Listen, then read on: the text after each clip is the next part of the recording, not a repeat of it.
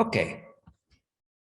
Last class we were discussing about numbers and the visualization of numbers.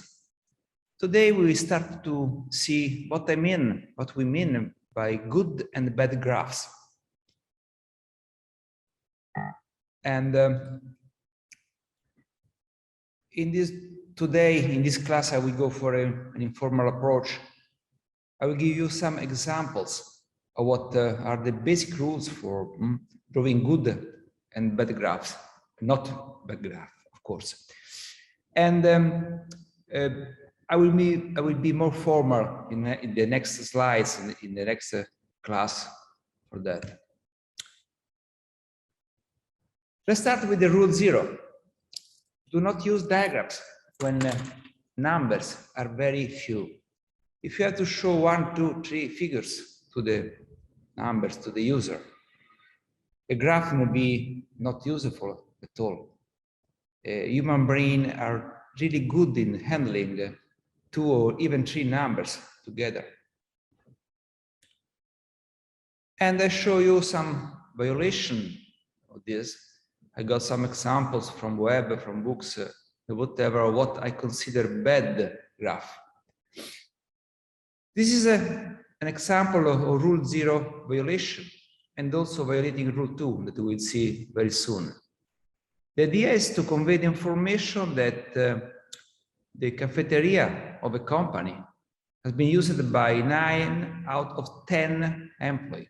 90% of the employees were using the cafeteria during 1949. And to convey this information, that is just one number, that the author of this graph drew a graph that is complex, and it is totally meaningless. I mean, it is wrong. We have 9 people in queue, and here we have 100%. What does it mean? 9%. I have to count the people here. The only way to grasp the information is to read the first line. Basically, you are conveying one number in a very complex and overwhelmed image. There is some people that is convinced that the graph must be funny. It's not a matter of entertainment. It is a matter of conveying information, numerical information. Second example of a violation of rule 0. If I have a class, I want to show the breakdown between male and female. Having a graph like this is still boring. I mean, we have 2 numbers here. Why not use them directly? So this is another example of a graph instead of 2 numbers. Let's move to another rule. Ensure data quality, significance. The graph are conveying the number that you're putting behind it. If the number behind are garbage, the graph itself will be garbage. So if you have non-relevant data or dubious data, you will never produce a good graph. Here we have an example that is violating another point I show you. We have on this graph a timeline. I will be more formal about that. And we are reporting 3 pieces of information. The New York stock prices, so we are talking about stocks, and this is the behavior in New York for this. And we have the behavior of London stock prices in the same time frame, is one. And here we are reporting the solar radiation in the same time. The idea is to convey a sort of correlation, but this is maybe for fun, but it makes no sense. And you are mixing 2 different information on pieces of information on this graph. And what is even worse is that here on this y-axis you have the money. This is in dollars, and you are reporting this information. Here we have the calories for surface, that is the scale for the solar radiation. Having two scales on the same graph is a very bad idea because you can be confused by that. Here we have another violation. I am presenting here the population of the world against me. It is fun, maybe. And so I am violating rule 1 because it makes no sense. And also rule 0 because I have really two numbers here to report. But this graph is a nice example of a very good way of using distortion. What I mean? Here you see that there is the bar corresponding to me. And of course, it cannot be in scale. If we have to use a linear scale, if it is we are talking about the whole population on the Earth, this bar will be with a high 0. Here, there is a little bit exaggeration in that. It's a distortion to convey some information. You discover that here there is information, even if the quantity is wrong. Let's go to the most relevant rule, the one that is very often violated by people for fun, for entertainment purposes or whatever. Ensure chart simplicity. You have to not convey in the graph or in the table a complexity that does not belong to the data. And what is the source of this complexity?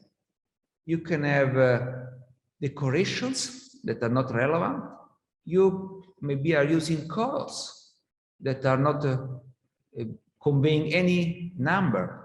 You can use very often, this is very often the case, three-dimensional effect, perspective, and whatever. This kind of stuff is known as a chart junk. It's something that is affecting the quality of the chart, just with the purpose to make it more nice, more funny. And if you want to see a very comprehensive set of chart junk, look at Excel. Excel is full of not relevant stuff. And the more recent the version, the larger the set. Please get rid from this. This is not useful. And that can confuse the user. I'll show you some example of that. This is a very good bad example. What is reporting this graph? This graph is reporting information about the age breakdown of college enrollment. In particular, the focus is on old people. What I mean with old people? People that are above 25 years old. And you are reporting the percentage. 28%, 29%, 32%, and so on. And we are violating rule 2 and also rule 3, I will see later on. Let's see what is wrong with it. It is a very good bad example. We have only 5 numbers on it. 1, 2, 3, 4, 5 numbers, no more than that. But we have 4 meaningless colors: red, blue, yellow, green. What does they mean? Nothing.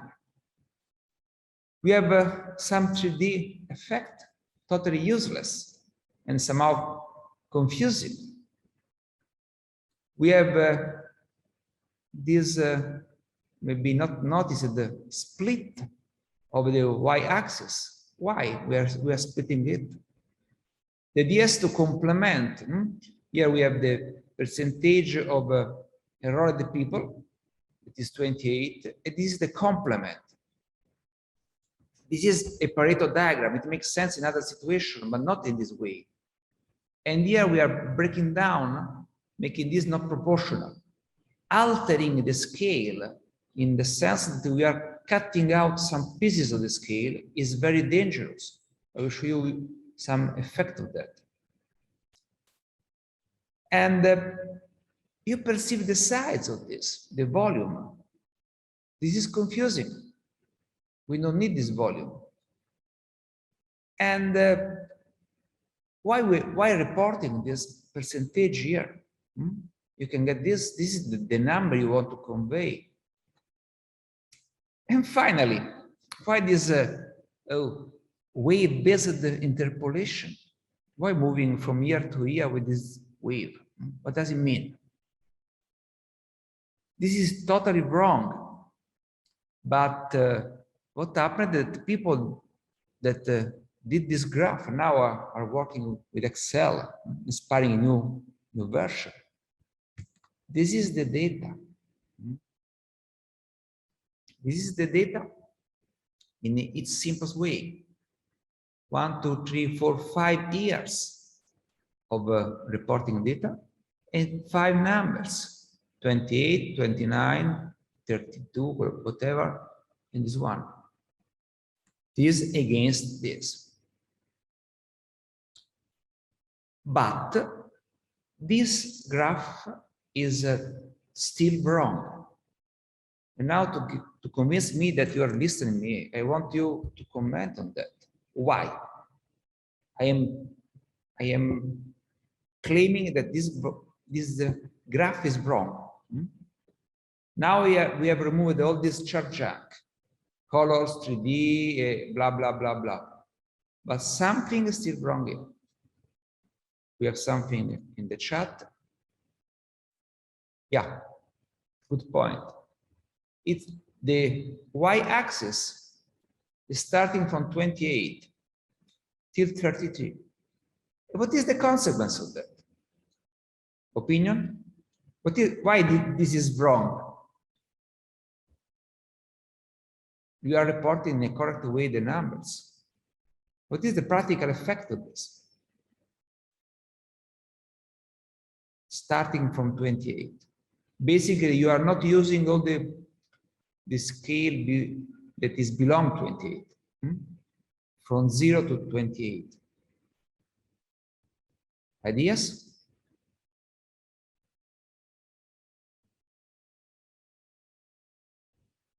How much is significant this increase? We have an increase of that. Old people is increasing in percentage. And from this graph, you perceive a strong increase, a high increase. You think, oh, the old people is really increasing in this situation. But this visual impression is wrong because you're starting the graph from 28. Look at this. This is the reality. Here we have a graph starting from 0, and this is the real increase. The numbers are the same, but the visual effect of this is much higher.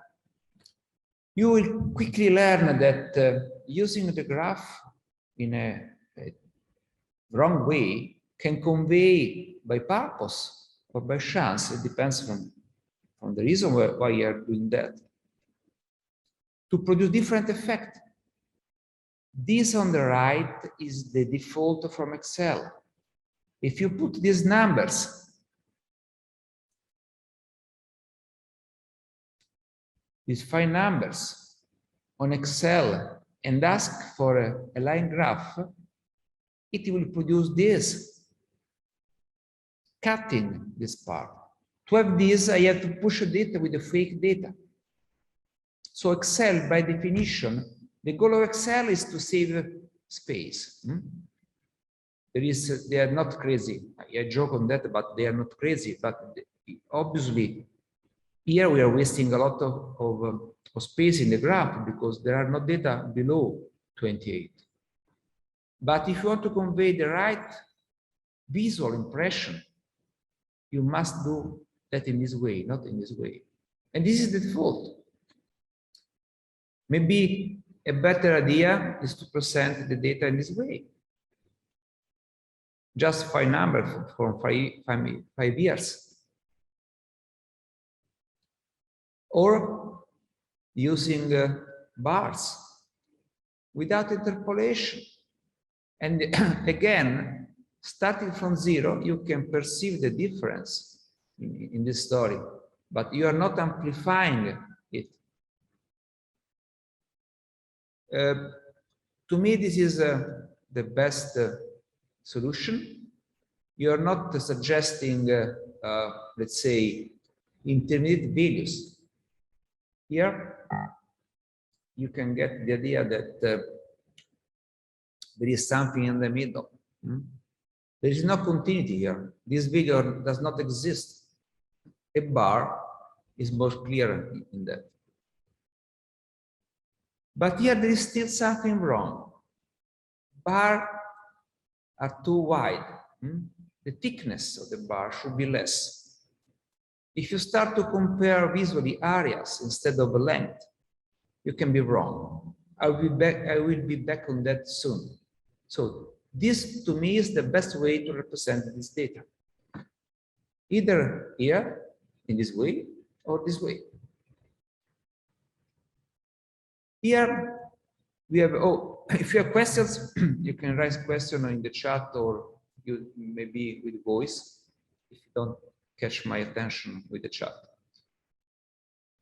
Let's go with this example. I added it on the original version of slides. It comes from the Taft book. This is a bad graph, and I can bet my money that its badness is not causal. What is reporting this graph? It is reporting the amount of budget in the New York State for high school localities in billions of dollars. So here we have a timeline, and here we have the height of this bar representing the total budget. And here there is the quantity. This is a breakdown, the percentage of the money that is given to localities. What you do perceive in this? You perceive that the budget is increasing year by year in a very worrying way. If you are worrying about the quantity of money, you think, oh, we are putting a lot of money every year. I claim in this moment that there is no variation. I will demonstrate along this class that this graph is presenting something that is fake, it is lying. The quantity of money for this story is constant, more or less, along these years. But the person who drew the graph did its best to alter this perception. I am sure that it's not by chance. It is something that has been done by purpose. Let's start with the first point. Look to the perspective. Here we have the view of the observer is here, but you have a divergent perspective. Maybe you perceive that better in this way. This is the graph. This is the real perspective that you have. And this is the plain drawing. Here you still perceive an increasing in money, but you are not disturbed by this strange perspective. But this is better than this. Visually, this is correct. Instead, this is wrong, because this perspective, yeah, you have the details of it. It is useless and is confusing. It is altering the perception of the people that look at the graph. Here, this is very good, but it is still wrong. But it is something that I will discuss later on. My claim is still that there is no real increase in money. And even this graph that is not affected by distortion is still giving you a wrong impression. But I will be back on this. Another example of Rule 2 violation. Here we have the designer of it using the 3D effect. This 3D effect is useless. It is hiding the data behind, and it confounded even the person that created the graph. Here there is something missing in the middle. Not use 3D, please. In any case, it makes no sense. And it is a very bad idea using three-dimensional shape to represent numbers. Here, the 3D is not representing nothing. This is the real way, the correct way of presenting the data. You have a breakdown, and the 3D is not used, meaning nothing. You can use two colors. This is a good idea to separate. And this is a typical problem. Even if you have a scale on the left, getting the amount of this quantity, it is another job. This is a proportion. You're showing the percentage, the two components of the whole. It is a very good idea to report on it the number. So you get the visual impression, and you can look up the real figures. This is the correct way of presenting the data. Rule 3, do not distort the data in a confusing way. The distortion can be by chance or by purpose. And of course, if you learn how to distort the data to produce a graph that bends the truth, that is a knowledge that you can use for good or bad purpose. What I am showing you here is the kind of distortion you can get in it to avoid it, and the source of it. At least do not allow that it happens by chance. Look at this. Here we have the breakdown of faculties in a university. We have different topics: theology, science, music, medicine, law, blah, blah, blah, blah. And you have the number of men and women that are belonging to these faculties. And this is the total number. If you look at this graph, you get the following intuition that more or less the population, more or less, among faculties is balanced, and that male are the majority. Women are a little bit around. What is wrong with this graph? Again, think about that.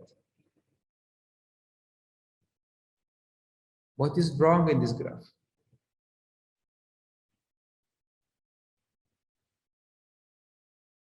The lower scale. Why? What is wrong with it?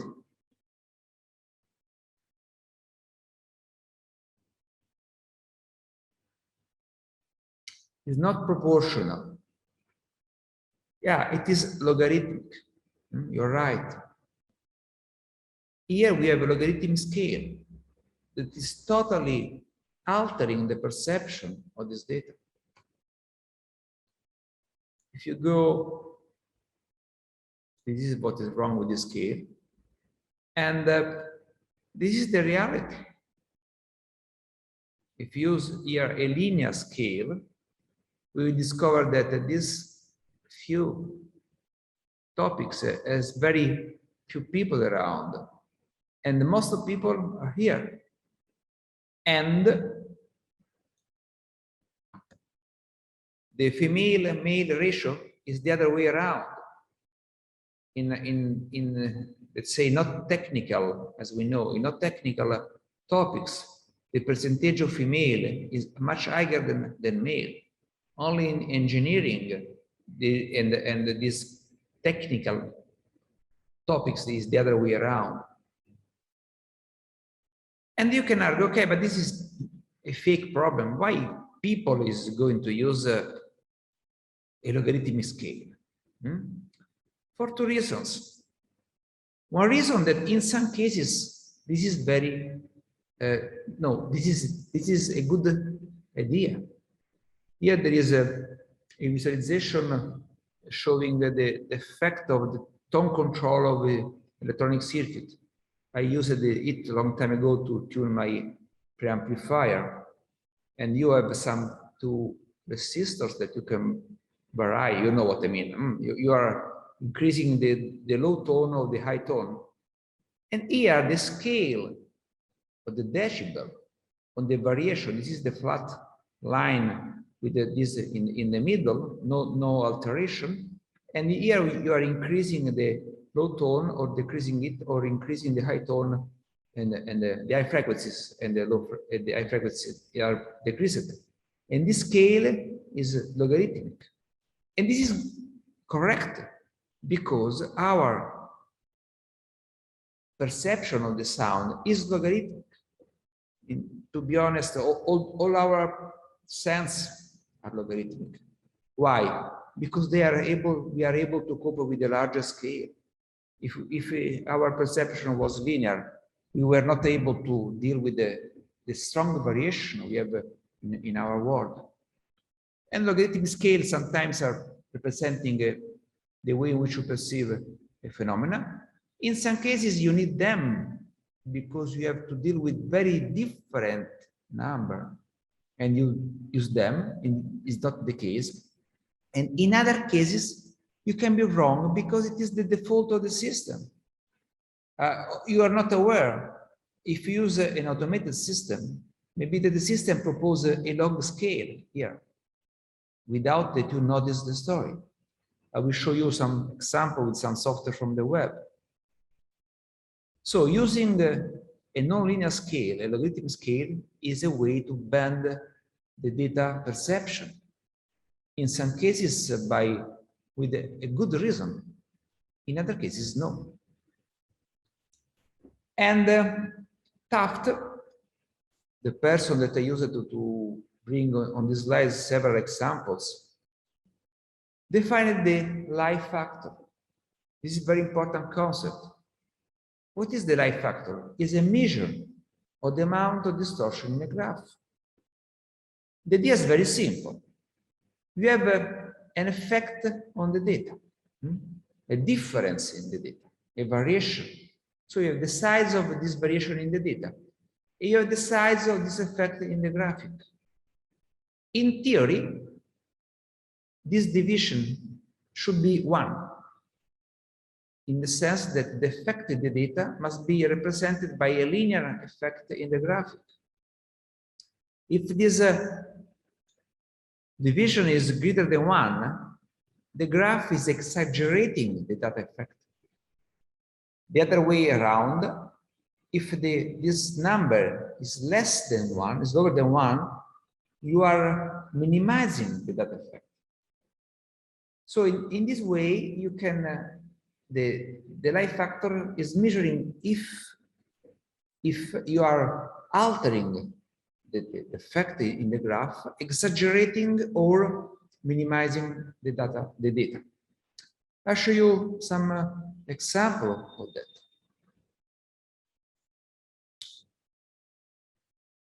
This is an old picture that is showing how much the new cars are using less fuel along the time. Here you have the time. This is a time scale from 85 to 78. And this line is representing the miles per gallon consumed by the car. Obviously, the longer this line, the better the car. Here we have a car that is with the one gallon is doing 27.5 miles. Here we have a car, an older car, that with the same gallon is doing 18 miles. So this is true. New cars are using less fuel, no matter about that, no discussion about that. But with the idea of conveying this information as a road. For fun, we are talking about cars, so why not putting a road in the image? And with this perspective, we are fooling the user. We are exaggerating this change. It is true that new cars are using less fuel than old cars, but the difference in the graph is much, much higher than the reality. Look at this line. This line is long 5.3 inch, while this line is long 0.6. If you do the ratio between them, you have that this line is 8 times, let's say 9 times longer than this. If you go for comparing the difference in consumption, 27 miles against 18, the ratio between them is 1.52, meaning that the increase in saving fuel is more or less 50%. Here you perceive 800%. So if you compare the graph effect, that is 8.8, with the data effect, you get this number. You are exaggerating this difference about 6 times. You are lying. And maybe it's not by chance. This is a way to convince people in a not, let's say, practical ways. It's not real, but you can perceive this. Oh, this is the long time ago I was able to do very few miles with my gallons of fuel, and to push people to buy new cars. I don't know, but for sure this is here this graph is lying with the factor that is very high, 5.8. Luckily, this is my opinion, not by chance, by purpose. This is the same data with the light factor equal to 1. Here, the length of the bar is proportional to the mile per gallon. It is true that 85 cars are better than 78 cars, but here you can perceive the real percentage of this improvement. Here, you are exaggerating.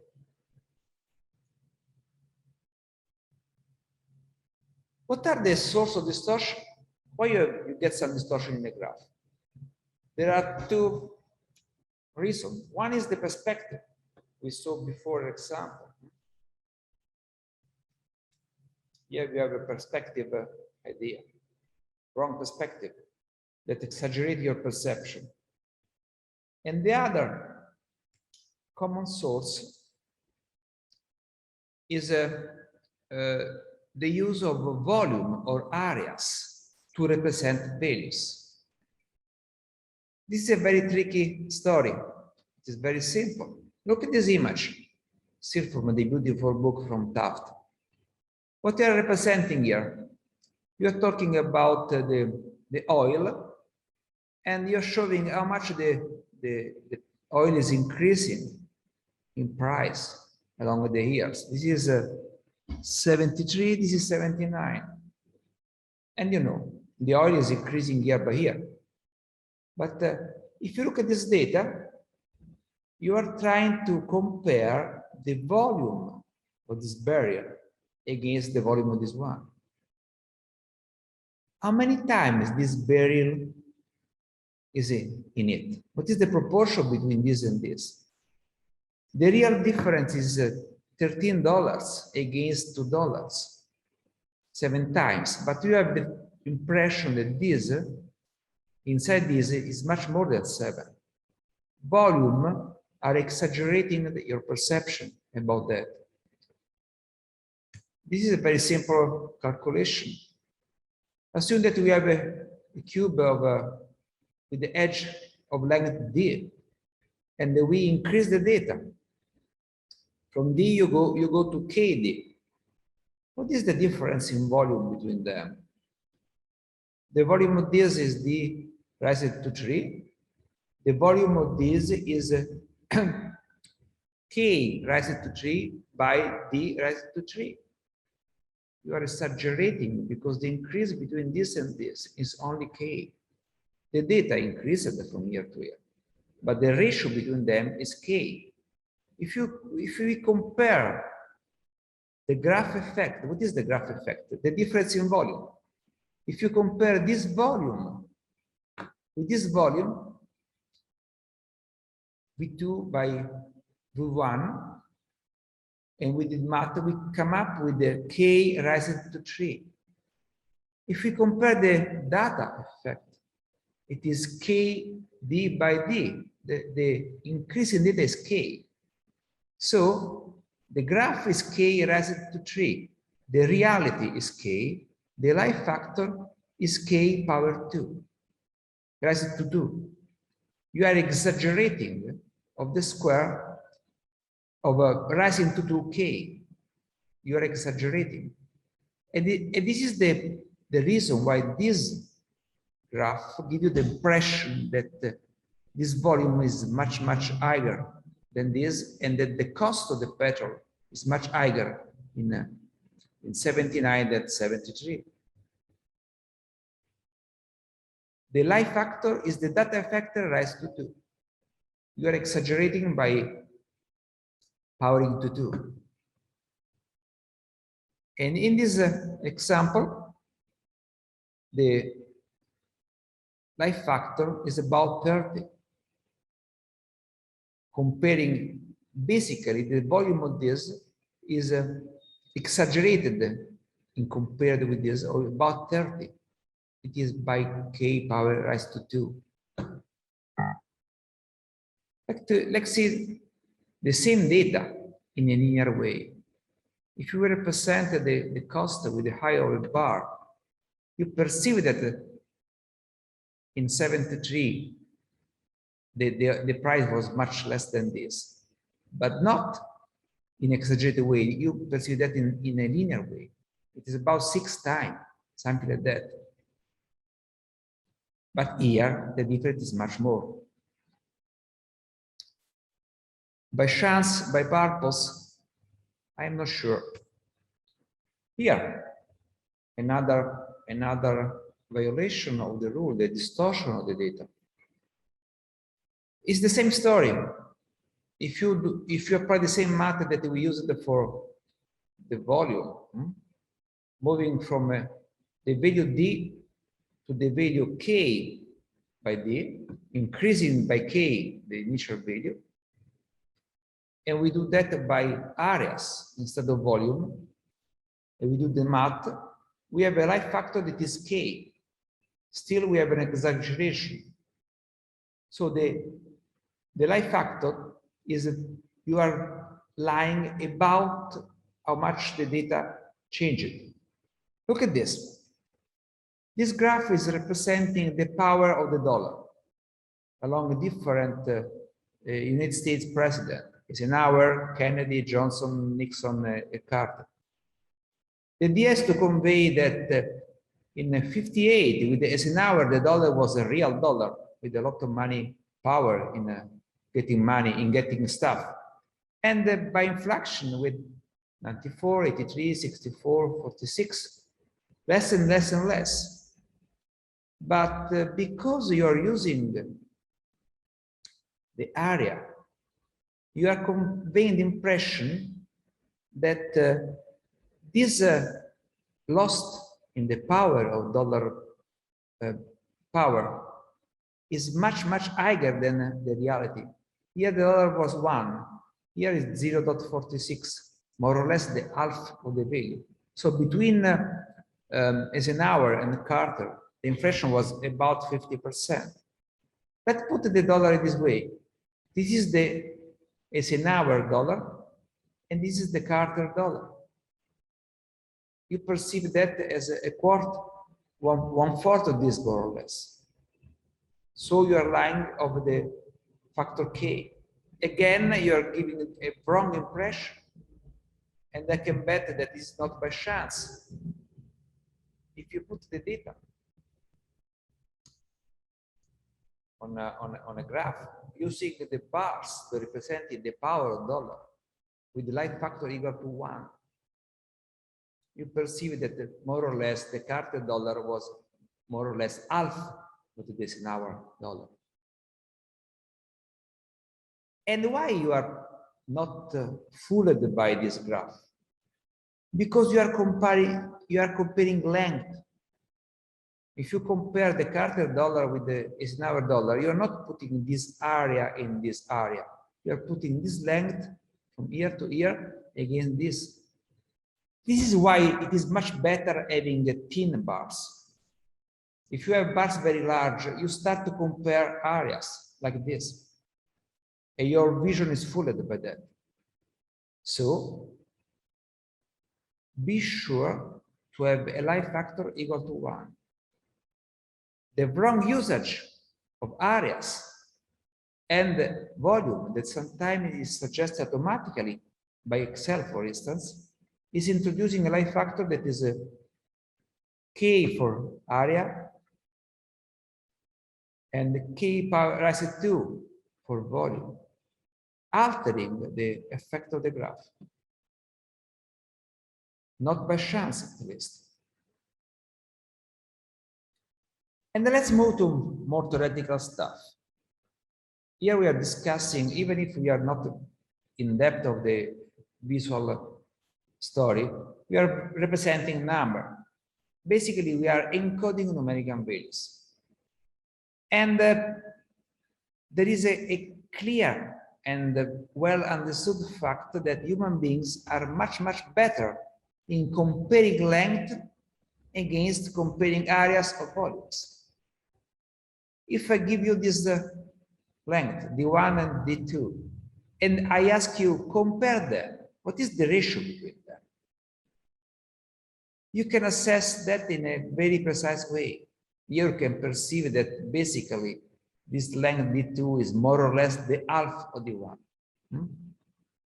And some studies have been done perceptually to get this difference, to assess how good are human beings in assessing numerical value using length, to compare them. If I raise the same question using a volume, and I ask you how many times this volume is inside this, typically human beings produce more errors. So even if you use using a volume in a correct way, be careful. This is not the life factor. Assume that this volume are correctly representing the data. That the volume 1 and the volume 2 correspond to the real data values. If you try to compare them, you have very hard times with that. Comparing this volume is more complex for human beings than comparing lines. So, if you use volume instead of length, you are doing something wrong. Even if the volume is proportional to the data, is not affected by the life factor. You are neglecting a basic perceptual rule. Length are better than volume in representing a number in comparison, or you are lying in an intentional way, by purpose. Let's go with other examples. What is wrong in this graph? What is the data in this graph, basically? This graph is talking about money. It's talking about the salaries of technicians and doctors along the time scale from 39 to 76. And you get the impression that the salary of other professionals is increasing in a linear way, but less than doctor. This graph is really wrong. Okay, this chart junk, this bar with the doctor on the top or professional, let's kill it. So let's report the data in a more clear way, just using lines and dots on it. So no chart junk on it. And then you get, okay, doctor takes more money. They go to the university, they study more, they have a risky work, maybe it is good, they have more money. And the increasing in money seems linear for them and for other professions. This graph is wrong. This graph is lying. What is wrong with it? Something that we already met.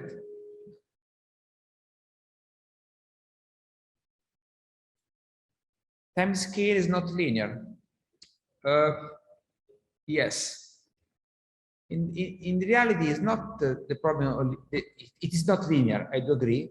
Exactly. There are some missing values. 39, 47, 51, 55, 63, and so on. This interval is representing 1 year here.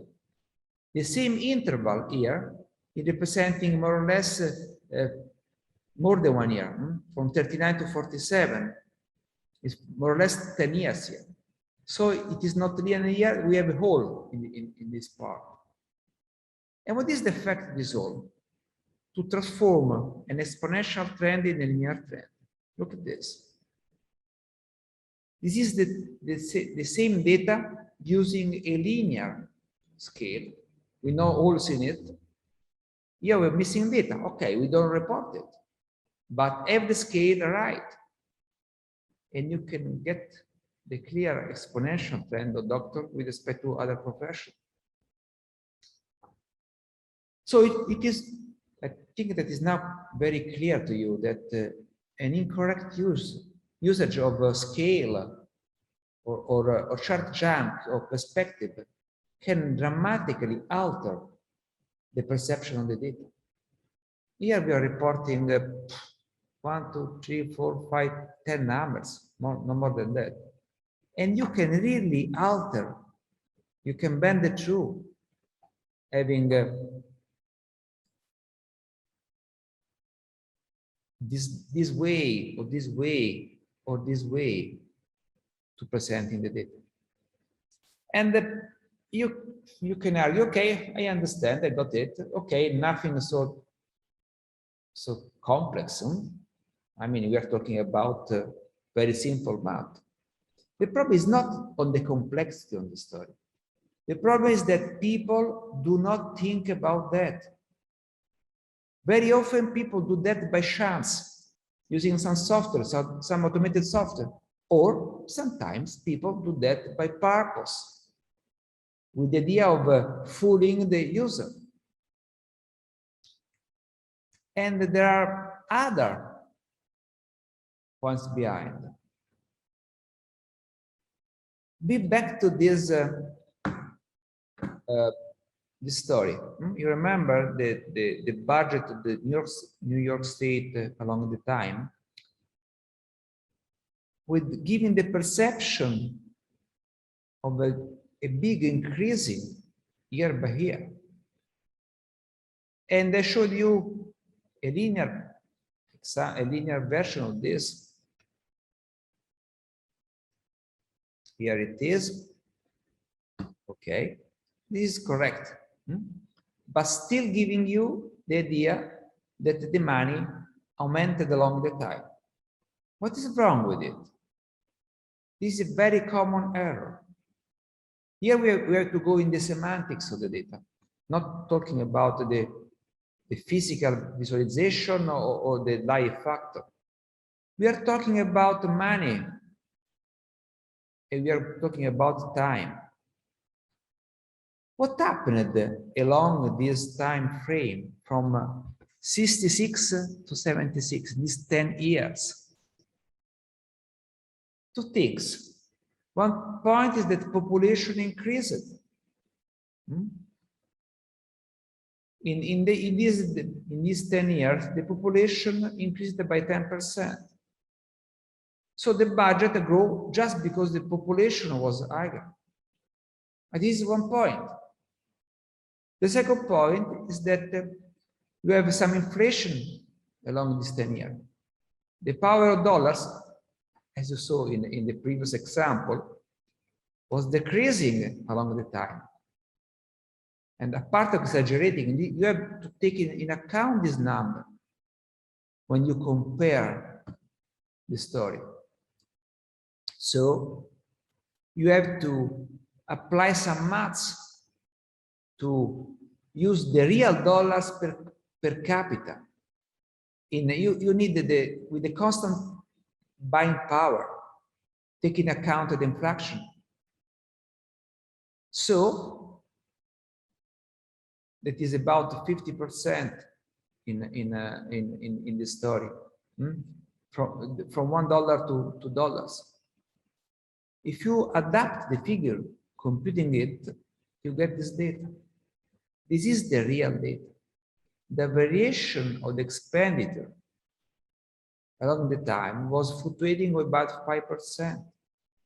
Basically, no variation. And that happens when you talk about money. If you compare the money of today with the money of 50 years ago, if you compare the grade in a university or high school or whatever, the range of the score was different. And maybe also the way of giving the score was different as well. Each time you have a time series discussing on money, think of the unit of the money. In Italy, we moved from lira to euro. You have to change the scale for that. You have some deflation, and you have to take that in account to discuss the cost of the life or whatever. So, yeah, it is very close to the example that I give you for the lotto game. You have to add additional information to the data, and in this case, you have to alter the numerical values to convey the truth. Otherwise, you are lying. By purpose, by chance, I don't know. But you can bet, if you observed this graph before, you can bet your money. Oh, in 76, the amount of money given for people was very, very higher than this 3 times, maybe even 4 for the perspective. Basically, it is the same. And we are talking again of 2 numbers by 10 years, 20 figures. For each year, we have the total and the percentage for localities. Total and percentage, visually represented by this bar and this bar. So we are not talking about billions of figures or numbers that requires high complex visualization. Bars are perfectly fine with that. Even a line is a good representation from that. But the numbers must be adapted. Otherwise, you are going to lie. Is that complex? No, but you can be wrong also here, because if you don't think about that, you collect the data, historical data, and you put the data on the graph without thinking about that. And here, there is, I like this a lot, because here there is no doubt. This graph has been done by purpose. Okay, let's go to this graph, and this is the cover of a journal in USA, and it is talking about the Cornell campus. And the title on the cover is "Why does college have to cost so much?" So the impression is that this paper is arguing against the cost. And here we have 2 lines, the black one and the purple one. Here is about the Cornell tuition. It is about money. Black means money. And this pink is the ranking, the quality. So basically you compare the money along the time, this is a time series, and you compare against the quality of the Cornell. What do you get from that? You get the clear impression that the students parents of students are paying money increasing money for a quality that is going to be lower and lower and lower. So you got the idea that the Cornell, is not a Cornell campus is not a good one, that it's costing a lot of money, the quality is going down. What is wrong with it? Do you have some clue about that?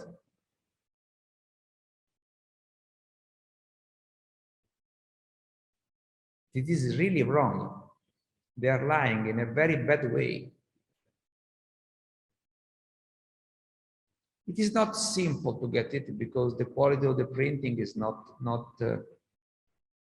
very high. If you compare the time frame, you can discover that this time frame of the money is not the time frame of the quality. It is longer. So we are putting two scales that are not the same. Basically, we are doing something like this. We're using a scale and we put on the same dimension two different scales. So the ranking graph is covering 11 years. This line is covering 11 years, while this line is covered 35. Putting them on the same length is bending the two. We are comparing an increasing of money that is going over 35 years against 11 years of quality. Another point that you put the money above the quality, giving that another impression that is higher. But this is the minimum part of the story. If you go inside the paper and you read, you understand that this line is representing the ranking of the university, meaning the lower the better. Cornell improved from the 15th position to the 6th position. Going down means improving quality. This is the original graph in the cover. This is the real story. Here you have the top in quality, and here is the length of the time that must be compared with this. So this graph is totally lying, not by chance, by purpose, in my opinion. Okay, let's conclude this part with this basic point. Make the graph as simple as possible. If the story is complex, try to make it simple. And more than that, the most important point, tell the truth. Don't distort the data, at least not by chance. Do not allow software like Excel or other software to lie for you, automatic software. And that concludes this introduction.